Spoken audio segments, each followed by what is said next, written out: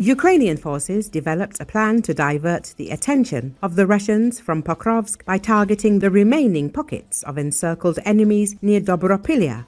With hundreds of drones in the air, the Ukrainians slowly tightened the noose and forced the remaining Russian troops on the ground into mass surrendering.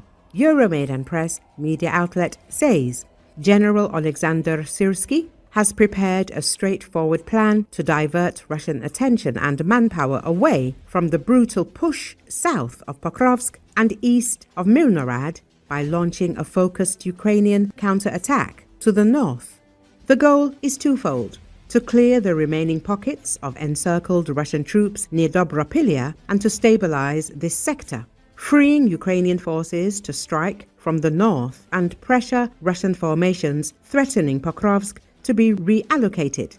Ukraine has already cleared several of these pockets in full and is now conducting operations to eliminate the rest.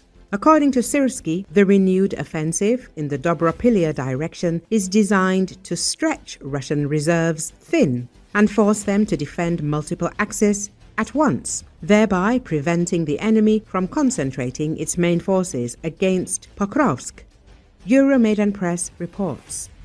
The Ukrainian forces are now pushing north of Nikhanorivka and south through Zatishok, supporting the wider de-blockading operations around Pokrovsk and Myrnohrad. A week of brutal fighting has left Zatishok and the neighboring villages littered with Russian bodies. Even more Russians lie dead, scattered through the woods nearby, where they were caught trying to retreat or dig in. Realizing their situation was hopeless, many Russian soldiers began surrendering en masse. Ukrainian drone operators adapted their tactics by mounting loudspeakers on FPV drones, flying low over Russian trenches and broadcasting surrender instructions. In one confirmed case, 2 Russian soldiers holed up in a building tried to fortify their position but changed their minds after being targeted by a vampire hexacopter and several FPV drones, one after the other. They emerged, dropped their rifles and followed the drone's instructions to Ukrainian lines. Ukrainian reconnaissance later reported that dozens of Russian soldiers surrendered after similar broadcasts, with footage showing how they were taken as prisoners of war. In other areas, Ukrainian intelligence identified Russian infantry concentrations and coordinated precision strikes using different types of drones and artillery, effectively breaking the remaining organized resistance. Euromaidan Press says, freed from holding encircled sectors, Ukrainian assault and air assault brigades can use the momentum to strike the Russian northern flank near Rodinsk. With many Russian soldiers choosing to surrender, the Russian command was afraid of a domino effect and a full Ukrainian breakthrough that could cause the entire northern flank to be exposed. To prevent the risk of the main encircling effort being destroyed, the Russian officers hastily diverted reserves from Pokrovsk and Myrnohrad to try to plug the gap.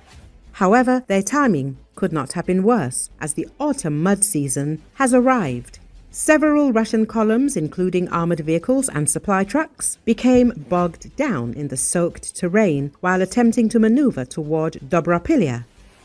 Euromaidan Press says, overall, the Ukrainian clearing operation achieved its objective to divert Russian attention from Pokrovsk, forcing the enemy to reallocate troops after several positions collapsed.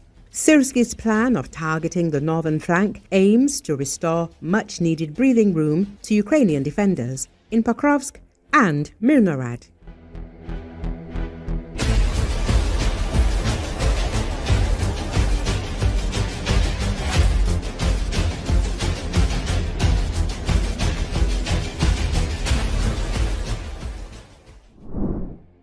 Coastal Vietnamese cities began experiencing rain on Thursday as they braced for Typhoon Kiji.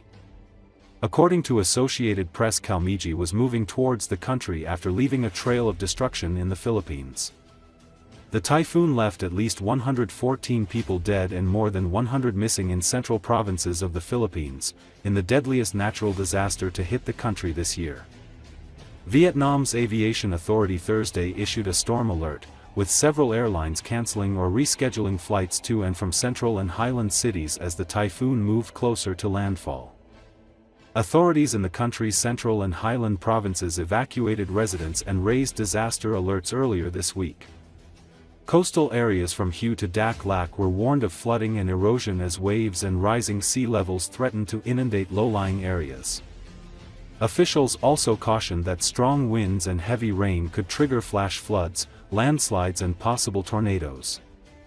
Vietnam has been pummeled by a relentless series of storms this year, leaving little time to recover between disasters.